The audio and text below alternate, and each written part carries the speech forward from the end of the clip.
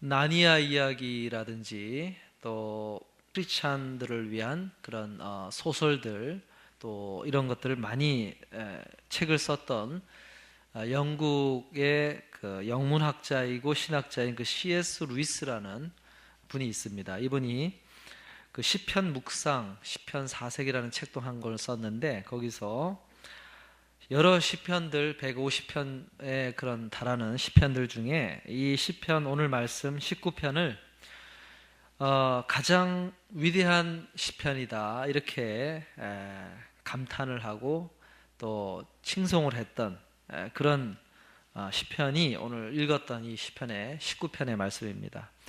새벽 기도회를 통해서 4주에 걸쳐서 이 시편의 19편의 말씀을 함께 나눴었는데 오늘 이 말씀 시편 말씀을 통해서 예배자로서의 어떤 자세, 우리가 예배를 드리러 나아갈 때에 우리에게 꼭 있어야 되고 점검되어야 될 태도, 이것이 어떤 것이 있어야 되는지를 함께 말씀을 나누기 위해서 이 말씀을 가지고 함께 묵상하려고 합니다.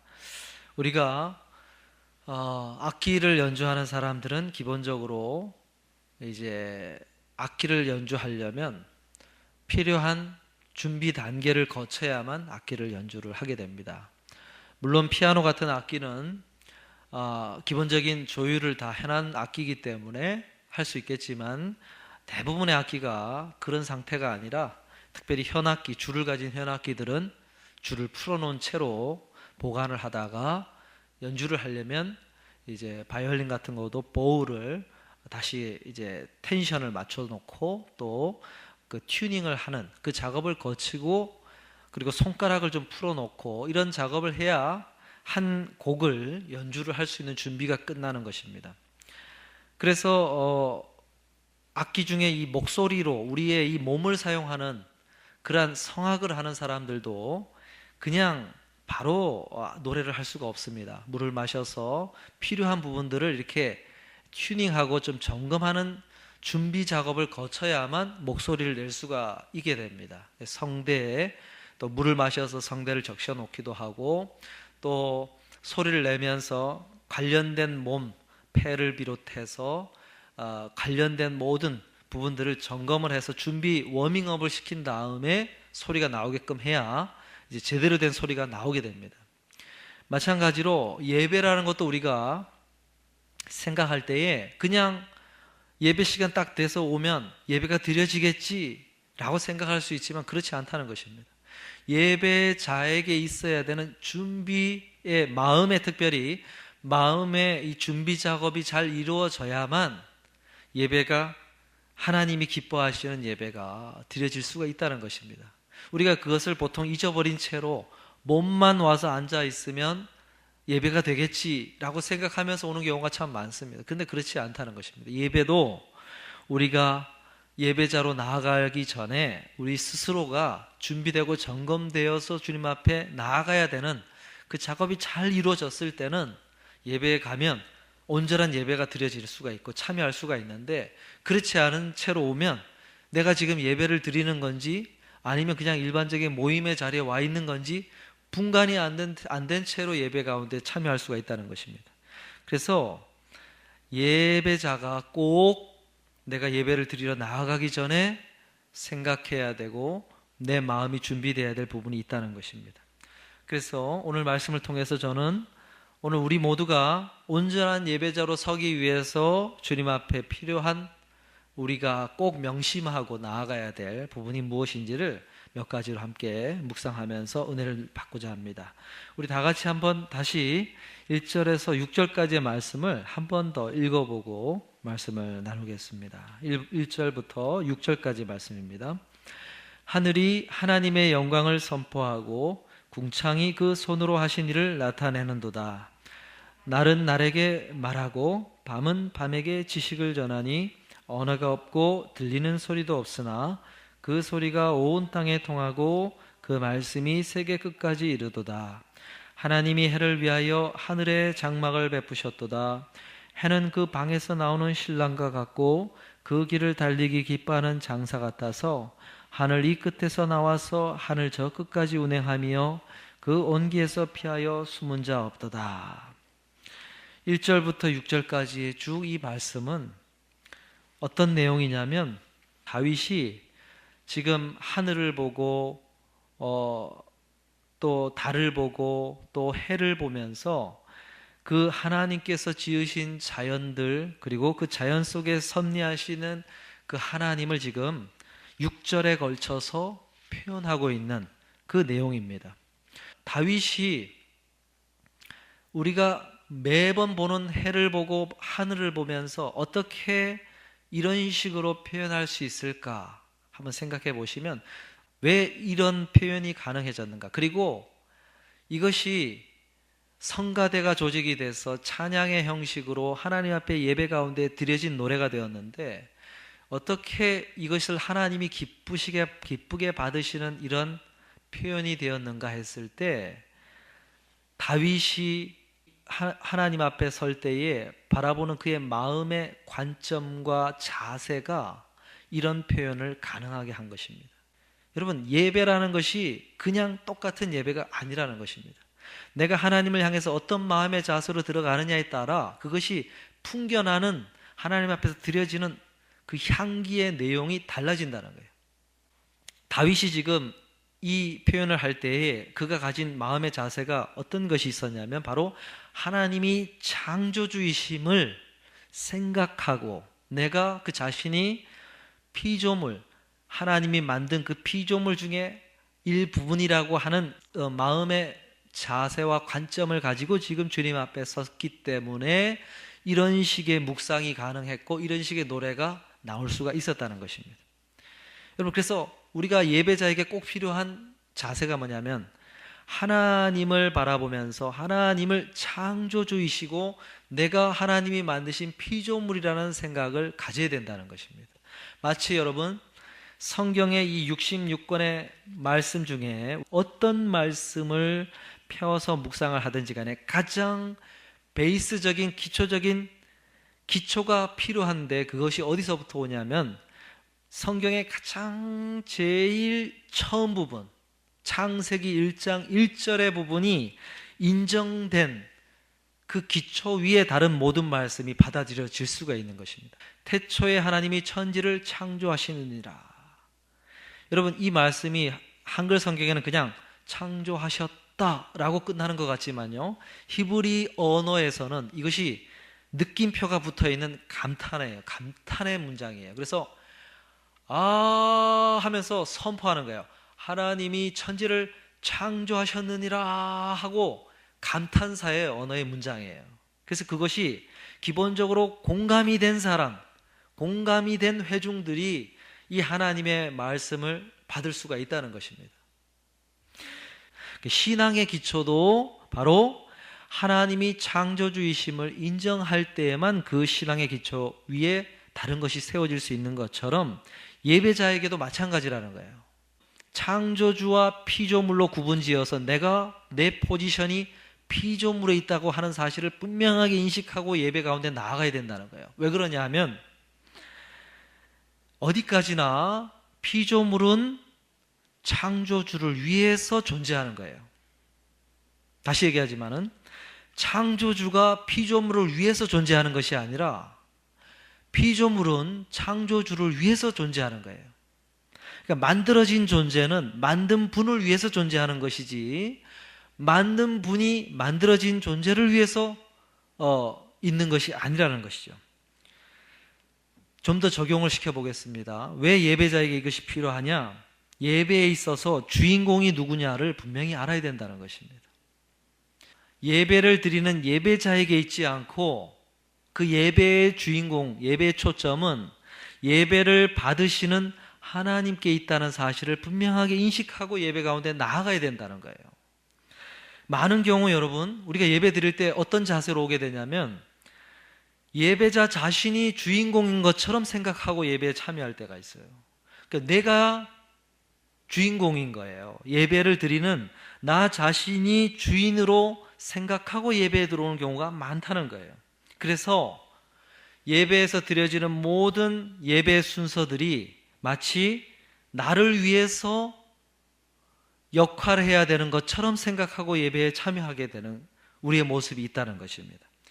예를 들면 설교자는 나에게 유익한 말을 해 주어야 될 역할을 하는 사람으로 지금 생각하고 말씀을 듣게 되는 것이고, 또 찬양을 부르는 사람은 나에게 내 마음을 위로해 주는 그런 역할을 할 사람으로 생각하고 예배를 참여하게 되는 거예요.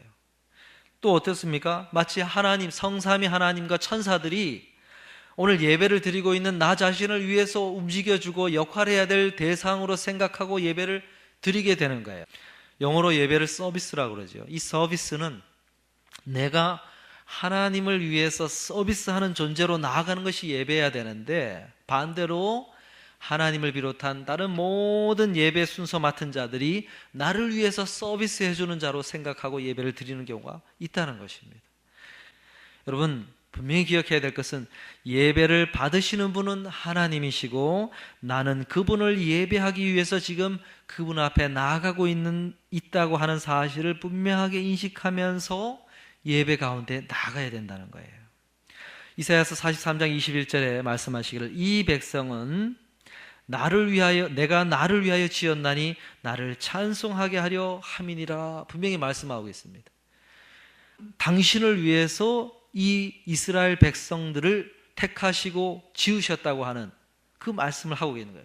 마찬가지로 오늘 그리스도인인 우리들은 하나님을 예배하기 위해서 우리가 와 있는 것이지 우리가 예배의 서비스를 받기 위해서 와 있는 존재가 아니라고 하는 사실을 분명하게 인식하고 예배 가운데 나아가야 된다는 것입니다. 사랑하는 성도 여러분, 우리 모두가 늘 예배 드릴 때 분명하게 기억해야 될 것은 진정 예배를 받는 존재가 나가 아니고 내 자신이 아니고 하나님이심을 기억함으로 내가 예배를 드리는 자로, 하나님을 예배하는 자로 서실 수 있는 그런 마음의 자세로 늘 서실 수 있는 저와 여러분 될 수 있기를 주의 이름으로 축복합니다. 자, 이제 7절부터 10절까지 어떤 자세에 대해서 말하고 있는지 함께 나누기를 원하는데요. 우리 같이 한번 7절에서 10절까지 말씀을 한번 읽어보겠습니다. 여호와의 율법은 완전하여 영혼을 소성케 하고 여호와의 증거는 확실하여 우둔한 자로 지혜롭게 하며 여호와의 교훈은 정직하여 마음을 기쁘게 하고 여호와의 계명은 순결하여 눈을 밝게 하도다. 여호와를 경외하는 도는 정결하여 영혼까지 이르고 여호와의 규례는 확실하여 다 의로우니 금 곧 많은 정금보다 더 사모할 것이며 꿀과 송이꿀보다 더 달도다. 우리가 예배를 드리는 행위가 예배 가운데 있어진다면 이제 하나님이 우리를 향하여 말씀하시는 부분이 있게 됩니다. 그럴 때에 예배자에게 꼭 필요한 자세가 뭐냐면 하나님의 말씀을 대하는 자세가, 바른 자세가 필요하다고 하는 것입니다. 예배자에게 필요한 자세 중에 꼭 말씀에 대한 분명한 관점이 있어야 돼요. 바른 관점. 이 7절부터 이제 고백하기를 뭐라고 얘기합니까? 여호와의 율법은 완전하여 영혼을 소성케 하고, 다윗이 지금 하나님의 말씀을 향하여 가진 그 관점, 자세가 있는데 그 마음의 자세가 어떤 것이었습니까? 바로 하나님의 말씀은 완전하다라고 하는 그 관점을 가지고 지금 하나님 앞에 서고 있다는 것입니다. 여러분, 완전하다, 하나님의 말씀이 완전하다 했을 때 이 완전하다는 이 말은 어떤 의미를 갖냐면 하나님 앞에 제사를 드리러 나아갈 때 그냥 나가면 안 되고 분명히 나의 죄를 대신 지고 가야 될 제물이 필요한데 이 제물을 고를 때에 흠이 없는 제물을 골라서 가져가야 됩니다. 그럴 때에 이 흠이 없는 어떤 결점이 없는 그러한 제물을 이야기할 때 완전하다라는 표현을 쓰는 거예요. 그때 이 완전하다는 이 단어를 사용을 합니다. 그것처럼 하나님의 말씀은 결점이 없는, 흠이 없는 완전한 말씀이다라고 하는 것을 지금 이야기하고 있는 거예요. 그리고는 하나님의 말씀은 완전하여 영혼을 소성케 한다 말씀합니다. 여러분, 이 소성케 한다는 말은 원래 자리로 되돌려 놓는다, 회복시켜 놓는다라는 뜻을 갖고 있는 거예요. 그런데 무엇을요? 우리의 영혼을 회복시켜 놓을 수 있는 그런 능력이 하나님의 말씀에는 들어있다라는 것을 지금 이야기하는 겁니다. 그러니까 다윗이 지금 보여주고 있는 말씀에 대한 자세는 어떤 자세냐면, 하나님의 말씀은 완전하기 때문에 우리의 영혼을 완전하게 회복시켜 놓을 수 있는 능력을 그 말씀이 가지고 있다라고 지금 고백을 하고 있는 거예요. 여러분, 우리가 하나님의 말씀을 예배 가운데 나아가면서 하나님의 말씀을 바라보는 바른 관점이 무엇이냐면, 하나님의 말씀은 우리에게 능력을, 충분한 우리에게 역사하실 수 있는 능력을 가지고 있는 완전한 하나님의 말씀이라고 하는 사실을 생각하고 말씀을 대해야 된다는 것입니다. 그런데 여러분, 실제로 예배를 드리면서 그런 능력을 말씀을 들을 때 경험하느냐? 이건 또 다른 문제예요. 내가 매주일 예배 가운데 나아가서 말씀을 듣는데, 내가 그런 하나님의 말씀을 들을 때 능력을 경험하지 못했는데요 하고 우리가 스스로 속으로 생각할 수가 있어요. 근데 여러분, 우리가 분명히 생각할 것은, 그렇기 때문에 하나님의 말씀은 완전하지 않다라고 생각하는 것은 잘못됐다는 것입니다. 왜 그러냐면, 문제가 있다면 하나님의 말씀에 있는 것이 아니라 말씀을 전하는 설교자에게 문제가 있든지, 아니면 말씀을 듣는 회중인 나 자신에게 문제가 있든지, 둘 중에 한 가지인 거예요. 그래서 하나님의 말씀을 대할 때는 하나님의 말씀은 완전합니다, 그 속에는 우리를 온전케 만들 수 있는 능력이 그 안에 들어있습니다 라는 분명한 확신을 가지고 하나님의 말씀 앞에 서야 된다는 거예요. 그래서 항상 하나님 앞에, 주님, 부족한 우리의 눈과 귀와 입과 마음을 열어서 그 완전하시고 능력 있는 하나님의 말씀이 우리 가운데 능력으로 경험되게 하여 주시옵소서라는 기도하는 마음으로 주님 앞에, 말씀 앞에 서야 되는 거예요. 지금 제가 전하는 저도 주님 앞에 하나님의 능력의 말씀이 온전히 우리들에게 경험되게 하여 주옵소서라는 기도하는 마음으로 지금 서야 되는 것이고, 회중인 앉아있는 사람들도 그러한 마음으로 주님 앞에 서야 된다는 거예요. 그런데 여러분, 하나님의 말씀이 완전하고 능력이 있다는 사실을 생각지 않고 말씀 앞에 서면 어떻게 됩니까? 하나님의 말씀은 문제가 있는 말씀이야, 많은 문제점을 가지고 있고 오류가 있는 말씀이고 능력이 그렇게 이루어질 수 없는 말씀이 하는 그러한 내 마음의 생각을 가지고 말씀에 대하면 당연히 하나님이 능력 베풀기를 기뻐하지 않으시는 거예요. 우리가 많은 경우 말씀을 대할 때 그런 자세로 임하는 경우가 굉장히 많습니다. 그렇기 때문에 역사를 안 하는 거예요. 예수님이 이 땅에서 역사를 많이 베푸셨는데, 그 고향 마을에, 갈릴리 나사렛을 중심으로 하는 그 고향 마을에 가셔가지고는 하나님이 말씀 베푸시고 역사하시기를 기뻐하지 않는다고 그랬어요. 예수님께서. 왜 그랬습니까? 그들이 선입관을 가지고 예수님이 저 나사렛 총동네에서 나온 저 사람에게서 무슨 하나님의 진리의 말씀이 가르쳐질 수가 있어 하는 식으로 생각하고 배척하니까 더 이상 예수님께서 그들에게 역사하기를 그치셨다고 성경이 소개를 해줍니다. 마찬가지예요. 말씀에 나아가는데, 예배 가운데 나아가는데 말씀을 대할 때 하나님의 말씀에는 아무런 문제가 없고 그 속에 능력이 있어라는 자세로, 주여 나의 귀를 열어주시고 그 완전하시고 능력 있는 하나님의 말씀을 경험케 하여 주옵소서라는 기도하는 마음으로 나아가기보다, 아예 애초에 마음의 태도가 그 말씀은 그냥 인간적인 얘기야, 내 머릿속으로 듣고 판단해서 버릴 건 버리고 내게 유익이 되는 것만 그냥 취하면 돼라는 자세로 말씀을 대하니까 당연히 그 속에는 뭐가 되겠습니까? 내 지식으로 그냥 남을 만한 교훈이나 좀 들을 만한 가치가 있는 것만 남아가지고 그것만 듣고 그냥 나아가는 거예요. 돌아가는 거예요. 여러분, 그런 자세가 오히려 완전하시고 능력 있는 하나님의 말씀을 경험되지 못하도록 차단하고 있는 거예요.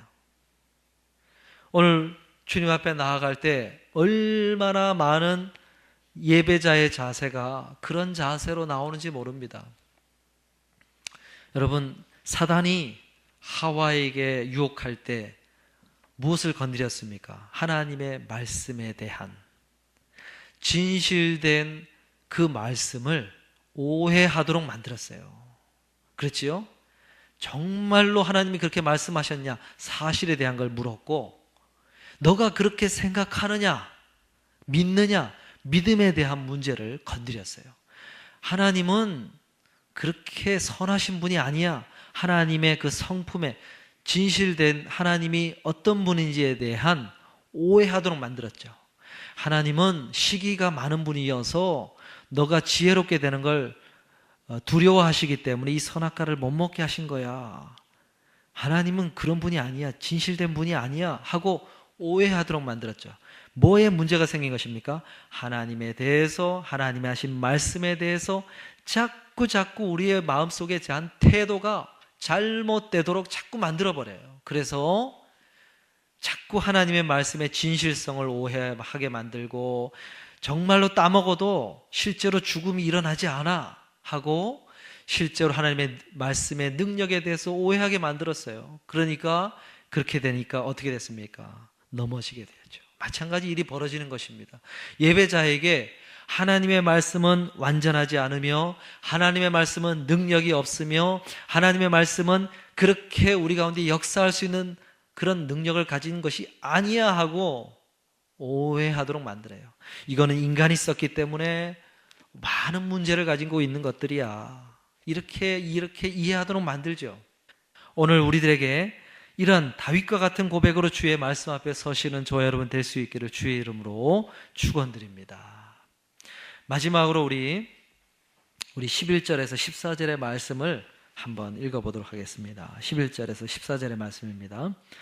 또 주의 종이 이로 경계를 받고 이를 지킴으로 상이 크니이다. 자기 허물을 능히 깨달을 자 누구리요? 나를 숨은 허물에서 벗어나게 하소서. 또 주의 종으로 고범죄를 짓지 말게 하사 그 죄가 나를 주장치 못하게 하소서. 그리하시면 내가 정직하여 온 죄과에서 벗어나겠나이다. 나의 반석이시요 나의 구속자이신 여호와여, 내 입의 말과 마음의 묵상이 주의 앞에 연락되기를 원하나이다. 오늘 이 11절에서 14절의 말씀을 보면 12절에 이제 다윗이 고백하기를 숨은 허물에서 벗어나게 하소서 말씀을 합니다.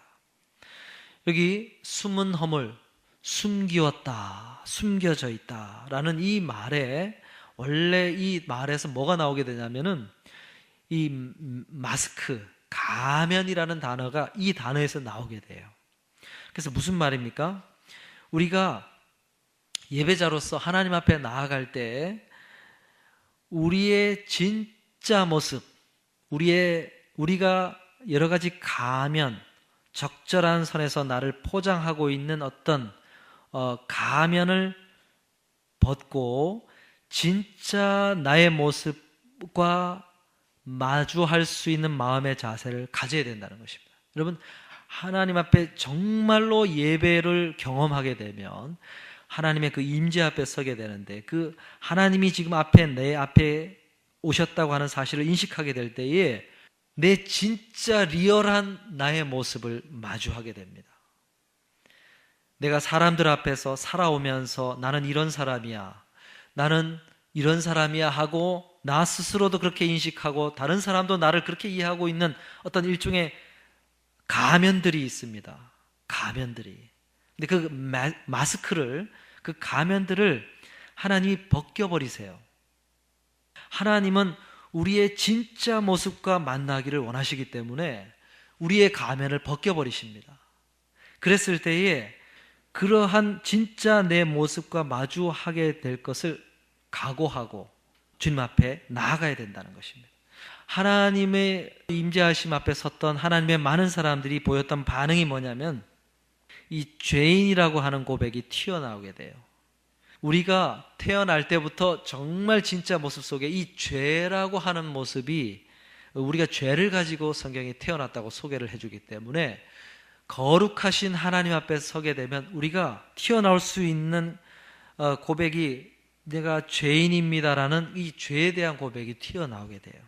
그래서 때로는 그 진짜 모습, 말씀을 듣고 예배를 드리는데 자꾸 내가 그것이 불편함으로 다가올 수도 있어요. 마음에 자꾸 불편함이 생길 수도 있어요.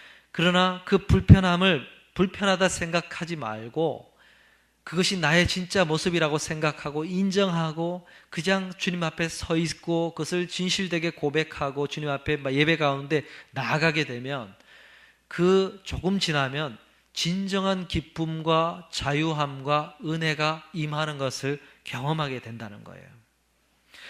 사람들 앞에서 꾸몄던 가면을 벗어던지고 하나님의 말씀이 알려주는 그것에 따라서 내가 진실되게 하나님 앞에 고백하고 진실된 예배자로 서게 되면 주님이 주시는 은혜가 그 속에 임하게 된다는 거예요.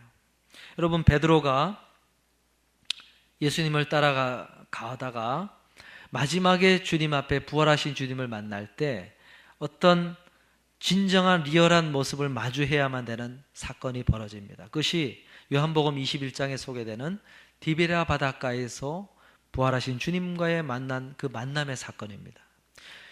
주님께서 베드로를 만나실 때 어떤 시간과 어떤 장소와 어떤 세팅을 준비하시냐면 동이 터오는 새벽이 다가오는 즈음에 이제 베드로를 찾아가셨고 그리고 모닥불을 피워놓으시고 식사를 함께 나누면서 그 모닥불이 꺼지기 전에 모닥불이 피어있는 상태에서 새벽 미명에 베드로와 아주 진실된 대화를 나누었습니다. 왜 그런 세팅과 그런 시간과 그런 장소와 그런 것들을 준비하셨느냐 생각했을 때 바로 겟세마네 동산에서 기도하신 후에 군인들에게 체포되어서 대제사장의 집에 끌려갔을 때 베드로가 그 꽁무니를 멀리서 쫓아가서 그 모닥불이 피어있는 상태에서 주님이 바라보고 주님이 들을 수 있는 거리에 있던 베드로가 3번이나 저주하며 예수님을 부인했습니다.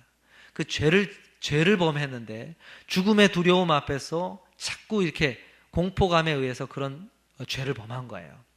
그랬을 때 예수님께서 베드로를 그 사건을 마주하도록 만드신 거예요. 어떤 시간도 똑같은 시간에 베드로가 3번 부인했을 때 닭이 울었거든요. 그러니까 새벽 미명에 닭이 울을 수 있는 그 시간에 그런 베드로를 만나신 거예요. 아마 베드로와 그 대화를 나누실 때 닭이 울었을 거예요. 그리고 똑같은 모닥불이 피어있는 상태를 만드셨고 그 모닥불을 피우신 상태에서 3번 부인했던 베드로를 향해서 3번 똑같은 질문을 하세요. 내가 나를 사랑하느냐? 내가 나를 사랑하느냐? 내가 나를 사랑하느냐? 3번 부인한 베드로에게 3번 똑같이 물으셨어요. 그래서 너가 어떤 대답을 하겠느냐? 나를 부인하는 대답을 하겠느냐? 아니면 너의 정말 리얼한 모습이 무엇이냐? 진실된 대답이 무엇이냐? 여러분, 불편한 상황이었죠. 불편한 상황. 그것이 기억나니까 베드로가 불편한 상황이었음에도 불구하고 그 속에서 주여 제가 주를 사랑하는 줄 주께서 아시나이다. 나의 리얼한 진실된 고백이 무엇인지 주님이 아시지 않습니까? 하고 그 불편한 상황 속에서도 그것을 마주하면서 주님 앞에 진짜 모습으로 고백을 드렸던 거예요. 그랬을 때 주님께서 그것을 받으시고 그러면 내 양을 먹여라. 너가 나의 일을 감당하여라 하고 그 사명을 위임하셨죠. 무슨 이야기입니까? 주님 앞에 섰을 때 우리에게 진짜 모습으로 우리를 만나시기를 원하시기 때문에 우리에게 있는 적절한 가면을 벗겨버리세요. 그럼 뭐가 드러나게 됩니까? 나의 리얼한 속사람의 모습, 감추고 싶은 모습, 이런 것들이 드러나요. 드러나니까 불편해요. 우리가 예배를 드리면서 찬양을 부르다가 또는 말씀을 듣는 가운데 그 불편함이 임하면 생각해야 돼요. 도망치지 말고 주여 저 싫어요 하고 더 이상 주님 앞에 서기를 멈춰서고 더 이상 귀를 막고 마음을 닫고 적절한 수준에서 예배를 끝내버리는 것이 아니라 그 속에서 진실된 고백하는 예배자로 서는 거죠. 그래서 내 마음을 열고 하나님의 말씀 앞에 주시는 그 마음을 따라서 정직하게 고백하고, 그것이 때로는 불편하지만 그러나 주님 앞에 진실된 고백을 하는 거예요. 그것이 때로는 죄 고백이 될 수도 있고, 때로는 눈물이 될 수가 있고, 때로는 기쁨이 될 수도 있고, 그러한 고백이 하나님 앞에 드려져야 되는 거예요. 그래서 진짜 모습으로 주님 앞에 서서 나오는 반응, 그 고백, 그 언어가 예배 가운데 드려질 때 그것이 하나님이 받으실 만한 귀한 예배로 하나님 것을 받으시는 거예요. 그래서 여러분, 진짜 모습으로 주님 앞에 설 각오를 하고 주님 앞에 서야 되는 거예요. 그랬을 때 다윗이 어떻게 고백합니까? 14절에 내 입의 말과 마음의 묵상이 주의 앞에 연락되기를 원하나이다 말해요. 내 입의 말과 마음의 묵상이라고 하는 것은 이제까지 고백했던 모든 고백을 표현하는 것이고, 이 연락되기를 원하나이다, 이것은 뭐냐면 제사 때 번제에서 제물이 태워 올라갔을 때 그 향을 하나님이 흠양하시는 그 장면이 연락되는 거예요. 제사용어입니다. 제사용어. 가인과 아벨이 제사를 드렸는데 하나는 불이 내려와서 아벨의 제사는 받으셨고 하나의 가인의 제사는 받지 않으셨다고 그랬어요. 여러분, 모든 예배가 받아들여지는 것이 아니라는 거예요. 그러니까 우리가 드리는 이 예배가 하나님이 기쁘게 받으시는, 연락되어지는 것이 될 수도 있고 그렇지 않을 수도 있다는 거예요. 그렇기 때문에 다윗은 나 자신이 드렸던 이 모든 것이 하나님 앞에 받아들여지는, 하나님이 기쁘게 받으시는 것이 되기를 원하나이다 하고 고백하는 거예요. 우리가 예배를 다 드리면서 마지막에 고백해야 될 고백이 여기에 있어요. 주님, 제가 이제 와서 아버지 앞에 헌물도 드렸고요, 찬양도 드렸고요, 우리가 시간을 들여서 지금 예배를 드렸습니다. 마지막에 주님, 이 모든 것이 주님 앞에 기쁘게 받아주시는 것이 되기를 원하나이다 하고 마지막에 그것을 요청해야 되는 거예요. 그리고 요청했을 때 주님이 그것을 기쁘게 받으시는 예배가 되어지면 그것은 오케이. 그런데 그 예배가 기쁘게 받으시는 그 예배가 안 되면 그 예배는 헛수고예요. 헛수고입니다. 아무런 소용이 없는 거예요.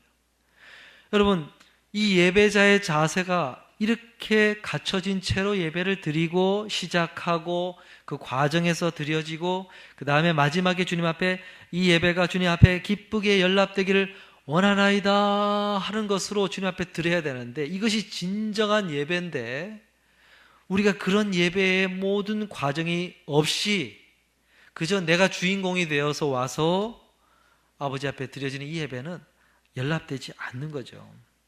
그래서 여러분, 어떨 때 이 예배가 주님을 기쁘시게 하는 예배가 되겠습니까? 오늘 말씀과 연관해서 다시 정리하면 이렇습니다. 바로 나 자신이 마음속에 예배의 주인의 자리에 앉지 말고 나는 예배를 드리는 자이고 예배를 받으시는 분은 하나님이시라는 사실, 그래서 이 예배를 받으시는 참 주인이 하나님이심을 생각하고 예배를 시작하고, 그리고 나 자신이 적절하게 쓰고 있는 가면을 들고서 그대로 하나님 앞에서 고백하고 예배를 잘 드리는 것이 아니라 그분의 말씀을 통하여 알려주시는 진짜 나의 모습을 가지고서 주님 앞에 서서 고백하고 예배를 드리는 가운데 하나님, 이 예배가 주님 앞에 기쁘게 받으시는 것이 되기를 원하나이다 요청하는 그 가운데서 하나님이 그 예배를 받으셔야 그것이 연락되어지는 예배가 된다는 것입니다. 사랑하는 성도 여러분, 이것이 예배자의 자세예요. 제가 아마 중간중간에 이 예배자의 자세를 리마인드 시켜주기 위해서 이 말씀을 계속해서 나누려고 합니다.